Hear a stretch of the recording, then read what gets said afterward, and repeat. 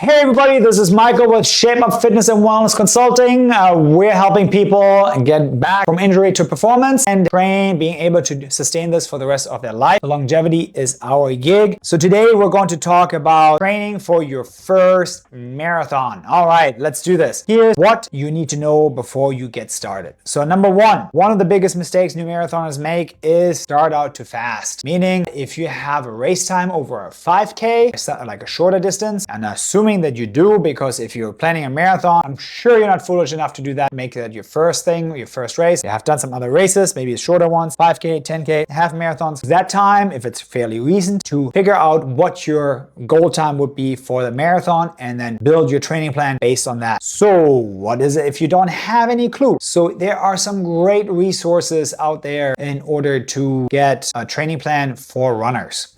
Now, I provide that. I'm sure you have somebody where you're at. The key thing is you got to go and listen to your body. Personally, for example, for a long time, my body could not handle more than 3 days of running. Like, I would get hurt every single time. I built my training around 3 days of running, and then I would substitute with something else. And then over time, I added other days in, but I lowered the mileage on the other 3 days so that it would be an equivalent. And then it slowly built that up. So now I'm running 5 days a week. But even then, I don't run always on the same type of surface. For example, on Tuesdays and Thursdays, I run on a treadmill. On Mondays and Wednesdays, I run on asphalt, and on Saturdays, I run on the trail. So I mix it up. Even on Tuesdays, I have a lever system that I'm using to deload myself. So I'm trying to do everything to manage the impact that the running has on my body. And that's what you want to do when you train for your first marathon as well. I would suggest for most people, it's perfectly sufficient. You add in a little bit of strength training and you maybe do more cardio, maybe something that is not as hard on the joints, something like elliptical, cycling, and stuff like that. Do not underestimate recovery. And for God's sakes, don't go on a weight loss diet. Like, if you are training for a marathon and you are on a really strict regimen for weight loss, you potentially can negatively impact your recovery after your runs, and you're more likely to have injuries down the road. So while you can run while going on a weight loss diet, I would not suggest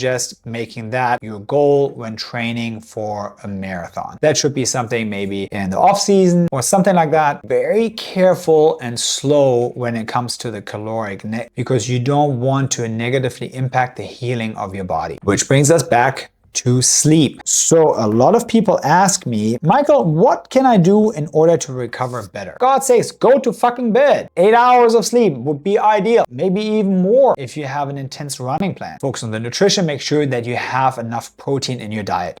And this leads us to the next one. What I mentioned earlier, a plan matters. And the reason it matters because it progressively trains you towards your marathon. Otherwise, you're just doing everything haphazardly and you're more likely to get injured. Rest days, your mileage builds up gradually. You have deload weeks. I cannot emphasize the importance of a training plan enough. And that brings us to strength training and mobility. Does it matter? So mobility is kind of like should you be really super tight, then mobility becomes an issue because it could be restrictive in your motion that you're doing. But strength training, on the other hand, we know has a huge positive benefit on your performance as well as potential of reducing the onset of injuries. So strength training days twice a week is huge, and it already helps you tremendously in reducing those kind of issues. Each marathon usually provides you with refueling stations. So in those, they might have Gatorade or Tailwind or some other product, and those are all great. But if you are not used to that product and you're running and you're at mile 19 and you get gastric distress, that really sucks because now your race goes down the toilet. So make sure that if you're planning to use whatever the race organizer provides, that you're using that in your training leading up to the race, on the long days, on the long run days, and you practice fueling and hydration, preferably in the same conditions as the races. So if the race is warm in the middle of the day and it's hot and nasty and whatnot, and